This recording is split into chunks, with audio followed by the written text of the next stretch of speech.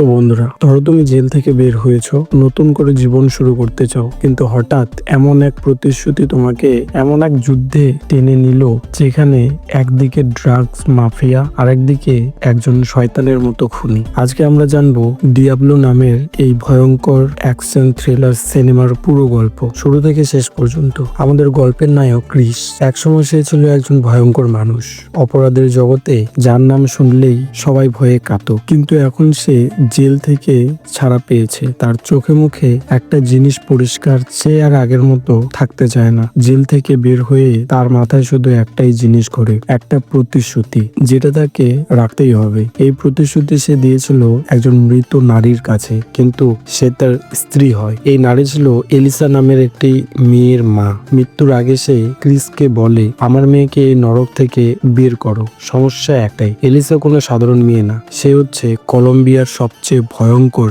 Drugs মাফিয়ার Lord ভাইসেন্টের মেয়ে। Chris জানে এই কাজ মানে নিজের কবর নিজে খোঁড়া, কিন্তু তবুও সে রাজি হয়, কারণ এবার সে শুধু নিজের জন্য বাঁচবেন। শুরু করে ক্রিস এলিসার উপর নজর করা। একদিন স্কুলে যাওয়ার সময় তার গার্ডদের মেরে তাকে অপহরণ করে নিয়ে যায় ক্রিস। বেশ কিছু দূর গিয়ে গাড়ি থামায় ক্রিস। এলিসা প্রথমে ভয় পেয়ে যায়, চিৎকার পালানোর চেষ্টা করে। সে ভাবে এই লোকটাও তার বাবার মতোই এক দানব, কিন্তু ধীরে ধীরে সে বুঝতে শুরু করে ক্রিস অন্যরকম। সে এলিসাকে আঘাত করে না, অপমান করে না, বরং রক্ষা করার চেষ্টা করে। যেতে যেতে তাদের গাড়ির তেল শেষ হয়ে যায়। পাম্পে তেল ভরতে গিয়ে এলিসা তার বাবাকে ফোন করতে পালায়। তখন কিছু সেখানকারই লোকাল ছেলেদের দেখে এলিসা বলে সে কিডন্যাপ হয়েছে। ক্রিসকে মারার জন্য সেই লোকাল ছেলেগুলো আসে। তখন ক্রিস সবাইকে আধমোড়া করে দেয়, কারণ তার কাছে কোনো উপায় ছিল না। এতক্ষণে খবর পৌঁছে যায় ড্রাগস মাফিয়া লর্ডের কাছে। তার একমাত্র মেয়ে অপহরণ হয়েছে।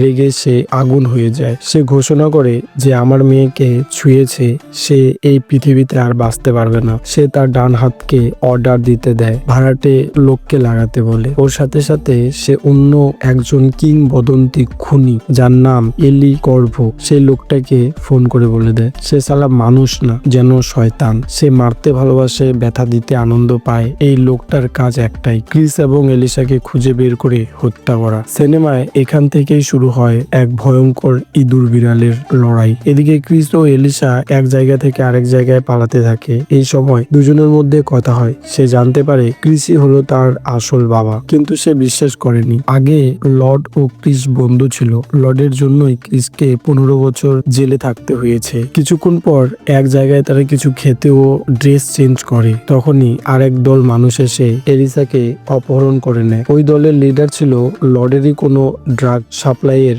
বন্ধু। সেখানেও হাজির হয় সেই শয়তান খুনিটা। সে ওই ক্লাবের আর ওই গ্যাংয়ের সবাইকে এক এক করে মারতে শুরু করে। এই শয়তানটা কে মেয়ে কে ছেলে কিছুই দেখছে না, তার কাছে যেন সবাই সমান, শুধু মারো আর মারো। মারতে মারতে প্রায় সবাইকে শেষ করে দেয়। তখনই আসে ক্রিস। তখন তার সাথে লড়াই করতে করতে ক্রিসই হাঁপিয়ে গেছে, তবুও যেন শয়তানটা হাঁপায়নি। কোনো মতে সেখান থেকে গাড়ি নিয়ে পালায় এলিসা ও ক্রিস। আর একটু পরেই সেখানে হাজির হয় লর্ড। সে সিসিটিভি ফুটেজে দেখে সেই শয়তানটাকে। দেখে তো অবাক, কে তাকে খবর দিয়েছে প্রশ্ন করে সবাইকে। এক রাতে ক্রিস ও এলিসা লুকিয়ে বেড়াচ্ছে, তখনই আবার শয়তানটা এসে হাজির। এলিসার জন্য ক্রিসকে সারেন্ডার হতে হয় এই খুনির কাছে। তাকে গলায় দড়ি দিয়ে ঝুলিয়ে রাখে। সকালে সেখানে আসে লর্ড। সে প্রথমে তাকে মারতে চায়, পরে ভাবে এলিসাকে বাঁচানোর জন্য ক্রিসকে লাগবে। তখন দুজনে এক হয়ে যায়। ওইদিকে শয়তানটা লর্ডকে ফোন করে তার ঠিকানায় যেতে বলে। সেখানে আছে এলিসা। তখন সে